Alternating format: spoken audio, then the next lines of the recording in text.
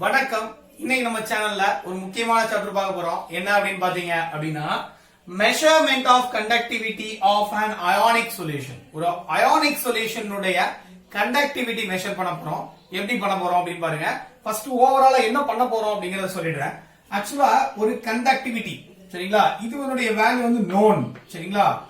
Known conductivity, ஒரு சொல்யூஷனுடைய conductivity கண்டுபிடிக்கணும்னா இன்னொரு சொல்யூஷனுடைய கண்டக்டிவிட்டி தெரிஞ்சிருக்கணும். அது மீன்ஸ் இத ஸ்டாண்டர்டா யூஸ் பண்ண போறோம் சரிங்களா.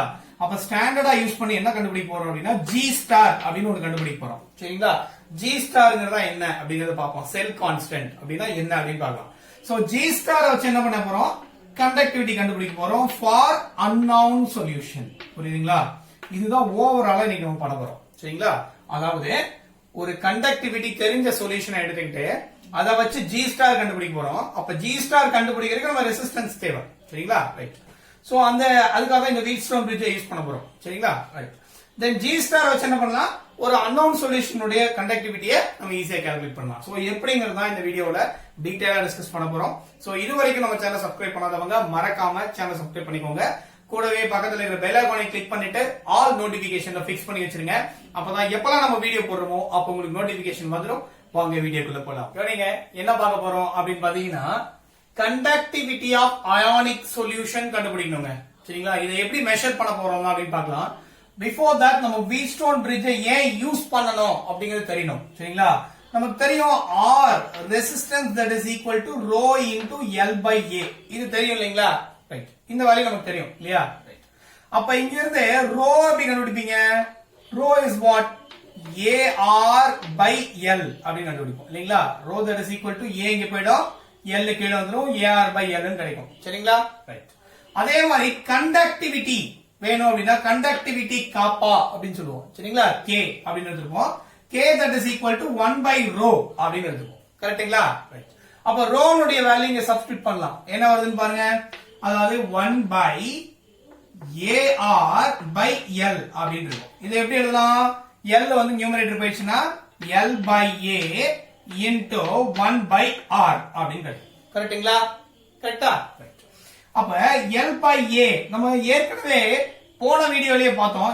L by A வை கான்ஸ்டன்டா ஃபிக்ஸ் பண்ண போறோம். அதுக்கு பேரு செல் கான்ஸ்டன்ட் அப்படின்னு பார்த்தோம் சரிங்களா. அதாவது ஒரு ரெண்டு எலக்ட்ரோடு எடுத்துக்கோம். ரெண்டு எலக்ட்ரோடையும் அப்படி பேட்டரி வழியா கனெக்ட் பண்ணிட்டோம். இப்ப கரண்ட பாஸ் பண்றோம். என்ன நடக்கும், சோ நமக்கு தெரியும் இந்த ரெண்டு எலக்ட்ரோடுக்கு இடையில இருக்கக்கூடிய டிஸ்டன்ஸ், இததான் என்ன எடுத்துக்கிறோம், லென்த் அப்படின்னு எடுத்துக்கிறோம் சரிங்களா. ஏரியா ஆஃப் கிராஸ் செக்ஷன், அதாவது இது எவ்வளவு area of cross section expose ஆயிருக்கு சொல்யூஷனுக்குள்ளர அப்படின்னு சொல்றதுதான் என்னது ஏரியா அப்படின்னு எடுத்துக்கிறோம். அப்ப இந்த L உடைய டிஸ்டன்ஸ், அதாவது distance between the two electrodes L-ஐயும் ஏரியா ஆஃப் கிராஸ் செக்ஷனையும் ஸ்டாண்டர்டா ஃபிக்ஸ் பண்றோம் சரிங்களா. அப்படி ஃபிக்ஸ் பண்ணிட்டா இந்த L by A வேல்யூ என்ன ஆயிடும், கான்ஸ்டன்ட் ஆயிடும். அதுக்கு பேர் தான் என்னது G ஸ்டார் அப்படின்னு சொல்றோம் சரிங்களா. G ஸ்டார்னா என்னது, இட்ஸ் a செல் கான்ஸ்டன்ட். புரியுதுங்களா, செல் கான்ஸ்டன்ட். ஓகேங்களா. ரைட். இப்போ நமக்கு ஒரு விஷயம் தெரியும் பாருங்க. அப்ப G ஸ்டார் உடைய வேல்யூ என்ன, இதுக்கு பதிலா என்ன எழுதலாம், L by A க்கு பதிலா G ஸ்டார் எழுதலாமா.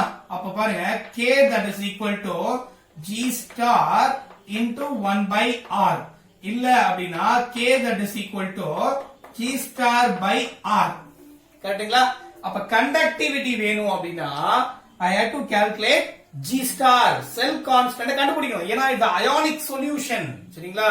இல்லன்னா டைரக்டா கண்டுபிடிக்கலாம். அப்ப நம்ம என்ன கண்டுபிடிக்கணும், அயானிக் சொல்யூஷன் உடைய கண்டக்டிவிட்டி கண்டுபிடிக்கணும் அப்படின்னா we need to know G star, அதாவது செல் கான்ஸ்டன்ட் வேல்யூ வேணும் சரிங்களா. அப்ப செல் கான்ஸ்டன்ட் G ஸ்டார் உடைய வேல்யூ எப்படி கண்டுபிடிப்பீங்க, R into K வா. அப்ப R into K. அப்ப கண்டக்டிவிட்டி தெரிஞ்ச ஒரு சொல்யூஷன் எடுத்துக்கிறோம்.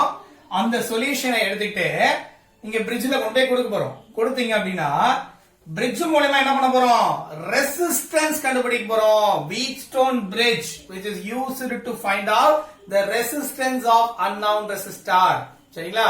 இங்க அயானிக் சொல்யூஷன் உடைய ரெசிஸ்டன்ஸ் யார் கண்டுபிடிச்சு தர போறா, வீட்ஸ்டோன் பிரிட்ஜ் மூலமா தான் கண்டுபிடிக்க போறோம் சரிங்களா. பிஃபோர் தட் நம்ம என்ன கண்டுபிடிக்கணும், G ஸ்டார் கண்டுபிடிக்கணும் சரிங்களா. அப்ப செல் கான்ஸ்டன்ட் G ஸ்டார் வேணும் அப்படின்னா I need to know the resistance. Because இந்த சொல்யூஷனுடைய கண்டக்டிவிட்டி எனக்கு தெரியும். ஸ்டாண்டர்ட் சொல்யூஷன் தான் எடுத்துக்க போறேன் சரிங்களா. அப்ப கண்டக்டிவிட்டி எனக்கு தெரியும். அப்ப ரெசிஸ்டன்ஸ் தெரிஞ்சா என்ன பண்ணலாம், G ஸ்டார் கண்டுபிடிக்கலாம். புரியுதுங்களா? சொல்ல புரியுதா? அப்ப செல் கான்ஸ்டன்ட் வேணும்னாலே நான் என்ன கண்டுபிடிக்கணும், ரெசிஸ்டன்ஸ் எவ்வளவுன்னு கண்டுபிடிக்கணும். சொல்ல புரியுதுங்களா? அப்ப ரெசிஸ்டன்ஸ் எவ்வளவு அப்படின்னு கண்டுபிடிக்கிறது தான் என்ன யூஸ் பண்ண போறோம், இங்க வீட்ஸ்டோன் பிரிட்ஜ் யூஸ் பண்ண போறோம். புரியுதுங்களா? அப்ப வீட்ஸ்டோன் பிரிட்ஜ் எப்படி ஒர்க் ஆகுது அப்படின்னு பார்க்கலாம்.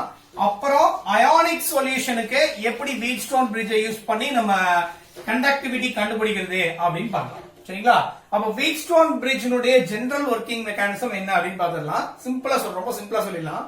இப்ப ஆக்சுவலா R1 இங்க கொடுத்திருக்காங்க, R1 அப்படின்னு கொடுத்திருக்காங்க. அதே மாதிரி R1ங்கிறது என்ன அப்படின்னா it is a variable resistance, variable resistor or resistance எடுத்துக்கலாம். சரிங்களா? அப்ப இதை நீங்க மாத்திக்கிட்டே இருக்கலாம், இது நீங்க மேனுவலா சேஞ்ச் பண்ணிட்டே இருக்கலாம். சரிங்களா? R3 and R4 இவங்கெல்லாம் யாரு அப்படின்னா நோன் ரெசிஸ்டன்ஸ். இதனுடைய ரெசிஸ்டன்ஸ் நமக்கு தெரிஞ்சிருச்சு, தெரிஞ்ச ரெசிஸ்டன்ஸ் தான் கொண்டே கொடுப்பாங்க. ஓகேயா? அப்ப அன்னவுன் யாரு, R2. கரெக்ட்டுங்களா? R2 தான் என்னது, அன்னவுன். புரியுதுங்களா? அன்னவுன் யாரு, R2. இப்ப நான் R2 தான் கண்டுபிடிக்கணும். இந்த ரெசிஸ்டார்னுடைய ரெசிஸ்டன்ஸ் கண்டுபிடிக்கணும் by using this Wheatstone bridge.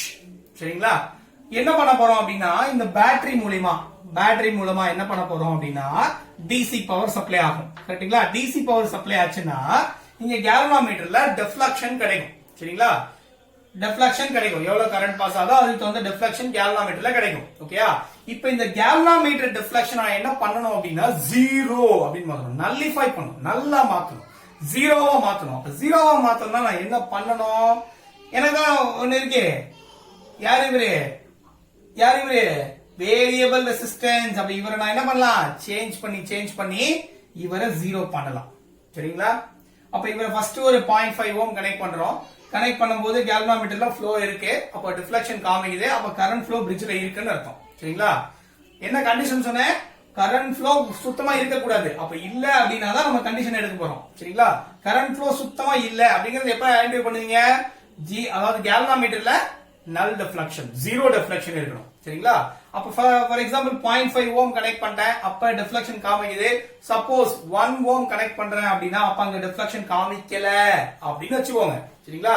அப்படின்னா இங்க இந்த சர்க்யூட்ல எங்கேயுமே கரண்ட் ஃப்ளோ ஆகல அப்படின்னு அர்த்தம். அப்பனா என்ன அர்த்தம், பிரிட்ஜ் பேலன்ஸ் ஆயிடுச்சுன்னு அர்த்தம். சொல்ல புரியுதுங்களா? பிரிட்ஜ் என்னாச்சு, பேலன்ஸ் ஆயிடுச்சு. Under a balanced condition R1 by R2 that is equal to R3 by R4. சரிங்களா? ரைட். அப்ப R1 R4 that is equal to R2 into R3. எனக்கு என்ன வேணும், R2 தான் கண்டுபிடிக்கணும். R2 தான் unknown resistance. அப்ப R2 that is equal to R1 R4 by R3. அப்ப என்ன பண்ணிடலாம், I can find out the resistance of unknown resistor. கண்டுபிடிச்சிடலாம். கரெக்ட்டுங்களா? இதான் வீட்ஸ்டோன் பிரிட்ஜ்ல ஜெனரலா நடக்கக்கூடிய ரியாக்ஷன். சரிங்களா? ஜெனரலா இப்படிதான் என்ன பண்ணுவாங்க, ரெசிஸ்டன்ஸ கண்டக்ட் பண்ணுவாங்க unknown ரெசிஸ்டருக்கு. ஓகேயா? ஆனா இங்க நான் ரெசிஸ்டன்ஸ் யாருக்கு கண்டக்ட் கண்டுபிடிக்கணும், அயானிக் சொல்யூஷனுக்கு கண்டுபிடிக்கணும் ரெசிஸ்டன்ஸ். சரிங்களா? தட் இஸ் டூ டஃப் இல்லையா? ஏன்னா சொல்யூஷன் டைரக்டா நீங்க கனெக்ட் பண்ண முடியுமா, it is impossible to connect solution directly to the Wheatstone bridge. அப்ப என்ன பண்ணோம், இதுக்காக ஒரு செட்டப் தேவைப்படுது. அந்த செட்டப் தான் என்ன அப்படின்னா கண்டக்டிங் செல். இப்ப என்ன பண்றாங்க, ஒரு அயானிக் சொல்யூஷனை இந்த மாதிரி ஒரு கண்டக்டிங் செல்லுக்குள்ள ஊத்திக்கிறாங்க. சரிங்களா? ரைட். இது என்ன பண்றாங்க, ஒரு எலக்ட்ரோட இங்க பிக்ஸ் பண்றாங்க, இங்க ஒரு எலக்ட்ரோட பிக்ஸ் பண்றாங்க. இது மொத்தமா என்ன பண்றாங்க, ஒரு பேட்டரியோட கனெக்ட் பண்ணி ரெண்டு டெர்மினலையும் கனெக்ட் பண்ணிடுறாங்க. சரிங்களா? ரைட். இங்க இந்த எலக்ட்ரோடு என்ன எடுத்துக்க போறாங்க அப்படின்னா பிளாட்டினம் எலக்ட்ரோடு எடுத்துக்க போறாங்க. அதாவது பிளாட்டினைஸ்டு பிளாட்டினம் அப்படின்னா என்ன அர்த்தம், பிளாட்டினம் பிளாக் அதோட சர்ஃபேஸ் மேல, பிளாட்டினம் எலக்ட்ரோடுடைய சர்ஃபேஸ் மேல கோட் பண்ணிடுறாங்க. அப்ப கிடைக்கிற எலக்ட்ரோடு பேர் தான் பிளாட்டினைஸ்டு பிளாட்டினம், சர்ஃபேஸ் ஏரியா என்ஹான்ஸ் பண்றதுக்காக. சரிங்களா? பாருங்க, இங்க ரெண்டு எலக்ட்ரோடுக்கும் இடையில இருக்கக்கூடிய டிஸ்டன்ஸ் என்ன எடுத்துக்கிறாங்க, L ன்னு எடுத்துக்கிறாங்க. சரிங்களா? இதை எக்ஸ்போஸ் ஆயிருக்கூடிய கிராஸ் செக்ஷனல் ஏரியா, இங்க எக்ஸ்போஸ் ஆகக்கூடிய கிராஸ் செக்ஷனல் ஏரியா அதான் என்ன எடுத்துக்கிறாங்க, ஏரியா அப்படின்னு எடுத்துக்கிறாங்க. சரிங்களா?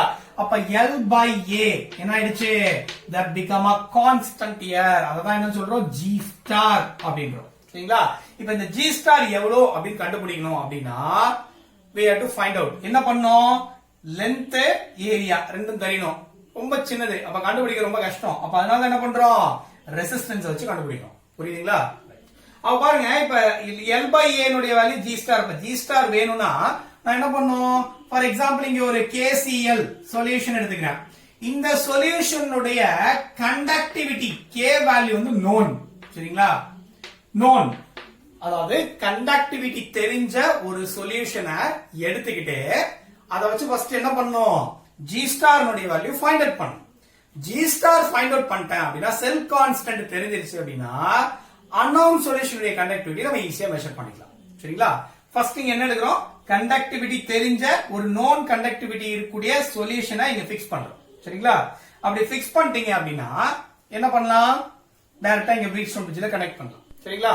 ரைட். அப்ப ஃபர்ஸ்ட் ப்ராப்ளம் என்ன வந்திருக்கு, அதாவது லிக்விடா இருந்திருக்கு. அப்ப லிக்விடா இருந்தா, அதாவது அயோனிக் சொல்யூஷன்ங்கிறது என்னங்க, அயோனிக் சொல்யூஷன்ங்கிறது லிக்விட் ஃபேஸ்ல இருக்கு. அதாவது சாலிட் ஃபேஸா இருந்தா டைரக்டா கனெக்ட் பண்ணிடலாம். லிக்விட் ஃபேஸா இருந்தா பிரிட்ஜ்ல டைரக்டா கனெக்ட் பண்ண முடியாது. அதுக்கான செட்டப் தான் என்னது, இந்த கண்டக்டிங் செல். புரியுதுங்களா? இந்த கண்டக்டிங் செல்ல கிரியேட் பண்ணிட்டோம். கண்டக்டிங் செல்ல என்ன எடுத்திருக்கோம், கண்டக்டிவிட்டி தெரிஞ்ச ஒரு சொல்யூஷன் எடுத்திருக்கோம். அதை வச்சுட்டு ஜி ஸ்டார் வேல்யூ இப்ப கண்டுபிடிப்போம். சரிங்களா? அப்ப ரெசிஸ்டன்ஸ் கண்டுபிடிச்சிட்டோம்னா ஜி ஸ்டார் நமக்கு தெரிஞ்சிடும். ஏற்கனவே ஃபார்முலால பார்த்தோம் இல்லையா? பாருங்க, இது ஃபர்ஸ்ட் ப்ராப்ளம். அடுத்து ரெண்டாவது ப்ராப்ளம் பாருங்க. இப்ப ஃபர்ஸ்ட் என்ன பண்ணிட்டேன் அப்படின்னா இதை கனெக்ட் பண்றோம். என்ன கனெக்ட் பண்றோம், இது அப்படியே கனெக்ட் பண்ணிடலாம். சரிங்களா? ரைட். இப்ப கவனிங்க, இது என்ன பண்ணிட்டேன் அப்படின்னா அப்படி கனெக்ட் பண்ணிட்டேங்க. சரிங்களா? இதையும் இப்படி கொண்டு வந்து கனெக்ட் பண்ணிட்டோம். சோ கண்டக்டிங் செல் இங்க பிக்ஸ் பண்ணியாச்சு. சரிங்களா? ரைட். இதுல நோன் கண்டக்டிவிட்டி இருக்கக்கூடிய சொல்யூஷனை நம்ம எடுத்துக்கிறோம். அப்ப இதனுடைய கே வேல்யூ நமக்கு தெரியும். சரியா? இப்ப இதனுடைய ரெசிஸ்டன்ஸ் மட்டும் கண்டுபிடிக்கணும். எப்படின்னு பார்க்கலாம். பாருங்க, பிஃபோர் தட் இங்க டிசி பவர் சப்ளை தான் கொடுக்குறீங்க. அதாவது பேட்டரி தான் சப்ளை பண்ணிருக்கீங்க. பேட்டரி அப்ளை பண்ணீங்கன்னா என்ன கிடைக்கும், டிசி பவர் தான் கிடைக்கும். சரிங்களா? டிசி எடுத்தீங்க அப்படின்னா இந்த சொல்யூஷனுடைய கான்சென்ட்ரேஷன் சேஞ்ச் ஆயிடுங்க.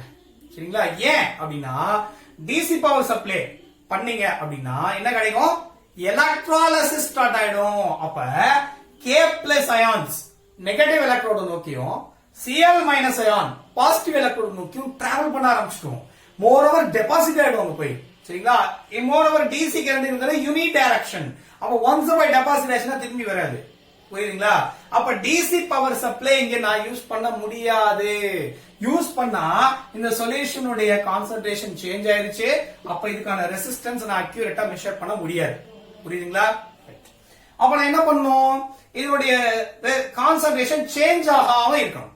சரிங்களா? அப்ப என்ன பண்ணலாம், இன்ஸ்டெட் ஆஃப் பாசிங், அப்ப டிசி கரண்ட் என்ன பண்ணுது, changes the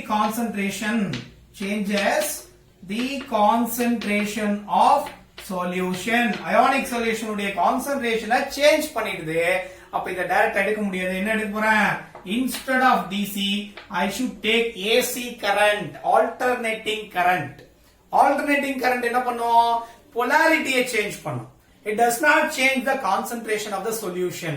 ஏன்னா over a period of timeக்கு polarity சேஞ்ச் ஆயிட்டு இருக்கும். அப்ப பாசிட்டிவ் எலக்ட்ரோடா இருக்கிறது என்ன இருக்கும், அப்ப பாசிட்டிவ் எலக்ட்ரோட்ல Cl மைனஸ் பை அட்ராக்ட் ஆகும், நெகட்டிவ் எலக்ட்ரோட்ல K பிளஸ் பை அட்ராக்ட் ஆகும். கொஞ்ச நேரம் கழிச்சு என்ன ஆகும் டிசோசியேட் ஆகி என்ன ஆயிடும், திருப்பி வந்துடும். ஏன்னா ஏசி கரண்ட் என்னது, ரிவர்சிபிள் ரியாக்ஷன் நடக்கும் இங்க. புரியுதுங்களா? ரிவர்ஸ் இருக்கும். சரிங்களா? அப்ப ரிவர்ஸ் இருக்கும்னா என்ன அர்த்தம், K பிளஸ் பை என்ன ஆயிடும், ஃபர்ஸ்ட் டெபாசிட் ஆயிடும். டெபாசிட் ஆனோட இந்த பொலாரிட்டி சேஞ்ச் ஆகும். சேஞ்ச் ஆச்சுன்னா உள்ள உட்கார்ந்த கே பிளஸ் என்னடும் வெளியே வர ஆரம்பிச்சிடும், உள்ள அயான்ஸா வெளியே வர ஆரம்பிச்சிடும். புரியுதுங்களா? அப்ப டெபாசிட் ஆறதும் அகைன் டிசோசியேட் ஆறதும் நடந்துகிட்டே இருக்கும். சொல்ல புரியுதுங்களா? எப்போ ஆல்டர்னேட்டிங் கரண்ட் பாஸ் பண்ணா அப்ப சொல்யூஷனுடைய கான்சென்ட்ரேஷன் சேஞ்ச் ஆகுமா, இல்ல. சொல்யூஷனுடைய கான்சென்ட்ரேஷன் இதனால என்ன ஆகாது, சேஞ்ச் ஆகாது. அப்ப அதனாலதான் என்ன எடுத்துக்கிறோம், AC current supply, power supply எடுத்துக்கிறோம். சொல்றது புரியுதுங்களா? சொல்றது புரியுதா? அப்ப ரெண்டு ப்ராப்ளம். ஒன்னு வந்து என்ன பார்த்தோம், லிக்விடா இருக்கிறதுனால டைரக்டா கனெக்ட் பண்ண முடியாது, அதுக்காக ஒரு செட்டப் தேவைப்படுது. அந்த செட்டப் தான் கண்டக்டிங் செல் அப்படின்னு பார்த்தோம். ரெண்டாவது ப்ராப்ளம் என்ன அப்படின்னா, டிசி கரண்ட் பாஸ் பண்ணீங்கன்னா சொல்யூஷனுடைய கான்சென்ட்ரேஷன் சேஞ்ச் ஆகுது. ஏன்னா யூனி டைரக்ஷனா இருக்கு டைரக்ட் கரண்ட்ங்கிறது. அப்ப போய் டெபாசிட் ஆச்சுன்னா திரும்பி வராது. ஓகேங்களா? அப்ப சொல்யூஷனுடைய கான்சென்ட்ரேஷன் குறைஞ்சிருது. ஆனா அதுக்கு பதிலா என்ன பண்ண போறோம், ஏசி கரண்ட பாஸ் பண்ணீங்க அப்படின்னா சொல்யூஷனுடைய கான்சென்ட்ரேஷன் சேஞ்ச் ஆகல, polarity மட்டும் தான் சேஞ்ச் ஆயிருக்கு. புரியுதுங்களா? ஓகே, இப்ப இதனுடைய ரெசிஸ்டன்ஸ் எப்படி மெஷர் பண்ணலாம்னு பாருங்க. ரொம்ப சிம்பிள், அதே சேம் மெத்தடாலஜி தான். இப்ப இங்க என்ன கேல்வனாமீட்டர் யூஸ் பண்ண முடியாது. ஏன்னா கேல்வனாமீட்டர் எங்க ஒர்க் ஆகும் அப்படின்னா பேட்டரி கொடுத்தா அல்லது டிசி பவர் சப்ளை கொடுத்தா ஒர்க் ஆகும். ஆனா டிசில தான் என்னுடைய சொல்யூஷனுடைய கான்சென்ட்ரேஷன் சேஞ்ச் ஆகுது இல்லையா, அதுக்கு பதிலா என்ன கொடுக்குறேன், ஏசி பவர் சப்ளை கொடுக்குறேன். ஏசி கொடுத்தேன் அப்படின்னா நான் என்ன யூஸ் பண்ண முடியாது, கேல்வனாமீட்டர் ஒர்க் ஆகாது.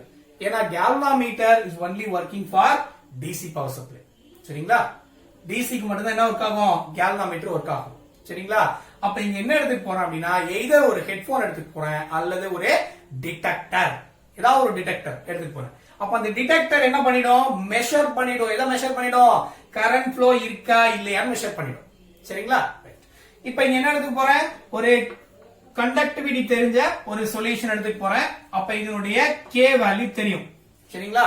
கே வேல்யூ தெரியும். நான் என்ன கண்டுபிடிக்கணும், ஆர் வேல்யூ கண்டுபிடிக்கணும். ஆர் கண்டுபிடிச்சா என்ன கிடைக்கும், ஜி ஸ்டார் கிடைக்கும். சரிங்களா? ரைட். அப்ப கண்டக்டிவிட்டி தெரிஞ்ச சொல்யூஷன் எடுத்துக்கிறேன்.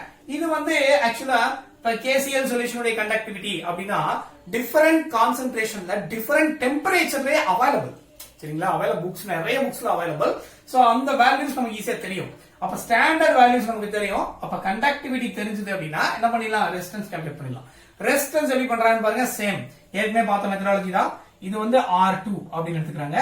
சோ ஆஸ் யூசுவல் R1 இதனுடைய ரெசிஸ்டன்ஸ் சேஞ்ச் பண்ணி இந்த இதுல என்ன பண்ண போறோம், டிடெக்டர்ல ஜீரோ டெஃப்ளெக்ஷன் வர வரைக்கும் என்ன பண்ணோம், வெயிட் பண்ணோம். ஜீரோ டெஃப்ளெக்ஷன் வந்துருச்சு அப்படின்னா என்ன பண்ணலாம், நீங்க என்ன எடுத்துடலாம், ரெசிஸ்டன்ஸ மெஷர் பண்ணிடலாம். சொல்ல புரியுங்களா?